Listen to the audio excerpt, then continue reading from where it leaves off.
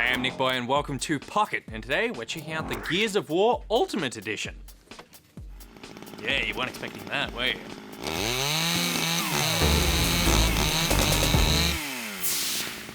Gears of War Ultimate Edition is the first Gears of War game remastered. It comes out tomorrow, so we thought we'd jump in and take a look.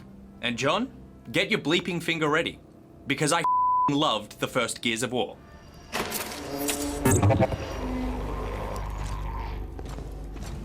What are you doing here? Oh, look at the skin. So smooth. There he is. I mean, there I am. Soldier. Shit. Well, it looks gorgeous. Except back then, it also looked gorgeous. Like, I can't remember if it looks more gorgeous. I'm sure it does. John, throw up a side by side. I need to see this with my own eyes.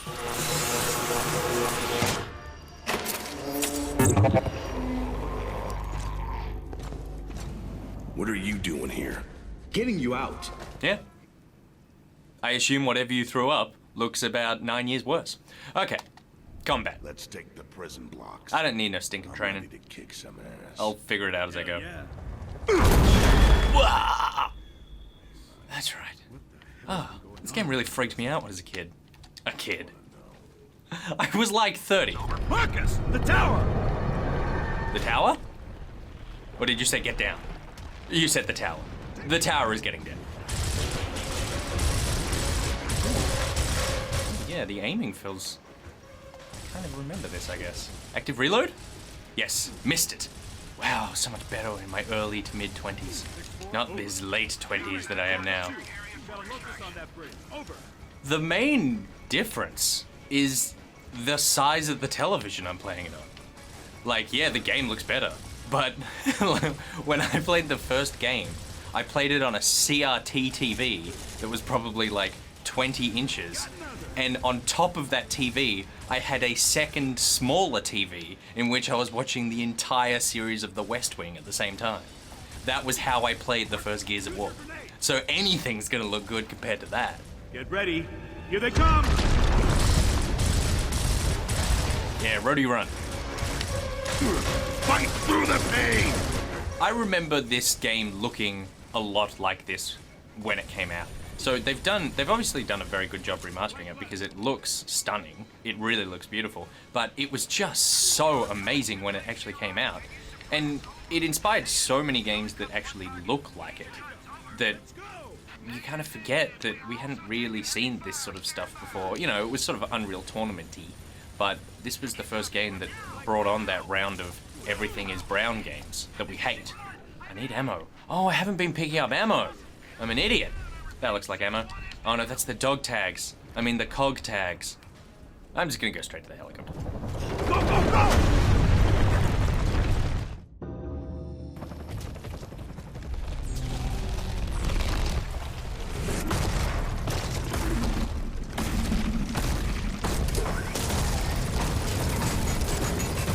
Oh, that's right, that thing.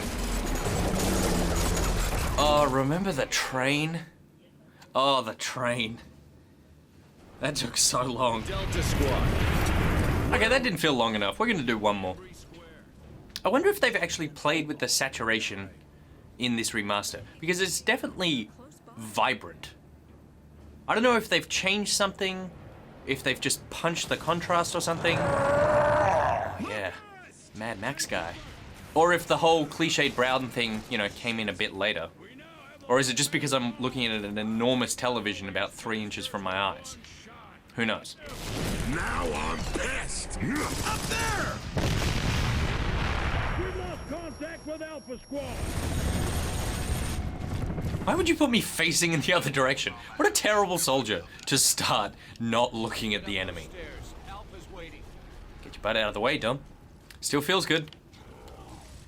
Okay, I gotta concentrate on active reloads.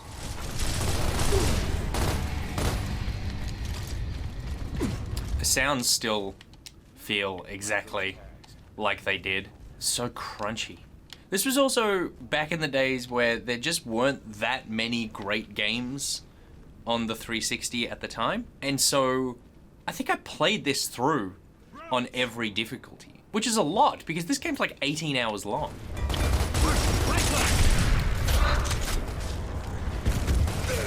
Oh no, you're my friend. Sorry, dude. I think I just shot Carmine, which is a bit of foreshadowing. Flank left. I will flank left. That is something that was... Oh, frag grenades. What is my grenade button?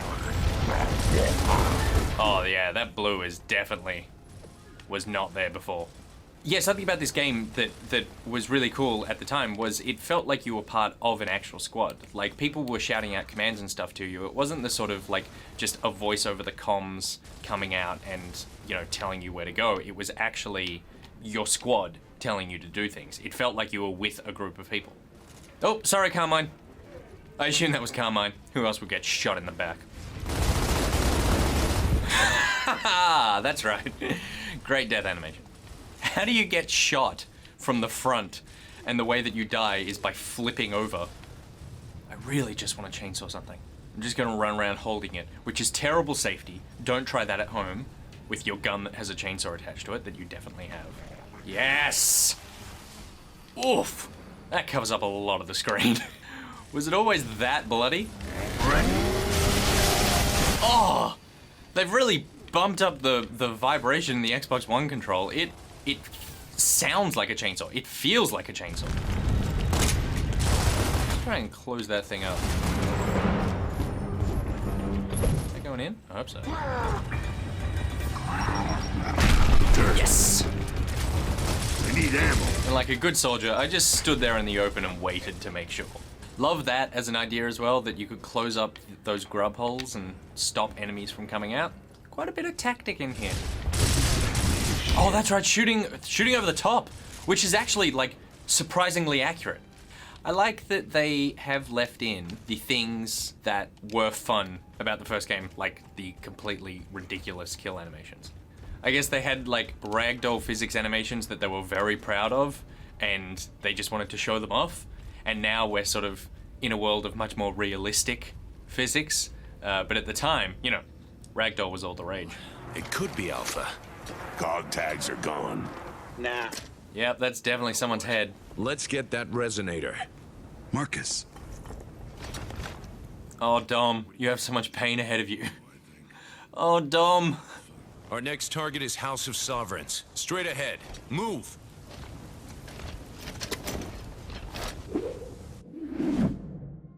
Okay, I could definitely keep playing this game until I finish it, but I might just leave it there because I think we've got a good look at the Ultimate Edition, and it seems pretty ultimate. Everything feels exactly the same, just a bit better, and it's kind of like the best compliment you can give a remaster, right? Like, when they do this, you don't want to change the game so much that you don't lose the things that you loved in the first place, but if you played this and then you played the first one, you would go, oh right, they've actually made a ton of tiny improvements that make it feel of its time, but also relevant to today. And it looks stunning. You would not blink an eye if this came out today. You would just think, yeah, this is completely a modern game. This game was Epic's showpiece for Unreal Engine 3. And in the same way Half-Life 2 did for the Source engine, this just exploded the Unreal Engine to the point that you hate Unreal games now because of this game. That's how popular this game was. But it was such a fun experience. It had relatively good story for what you're looking at, and just such great gameplay that it's a thrill to be able to go back and sink your teeth back into it. I hope they end up doing the others as well, because it's nice to hang on to these classic games, particularly on these enormous non-CRT, non-stacked televisions. All right, that's it for today's episode of Pocket. NichBoy out. I'm so gonna chainsaw your face. Oh, you shot mine.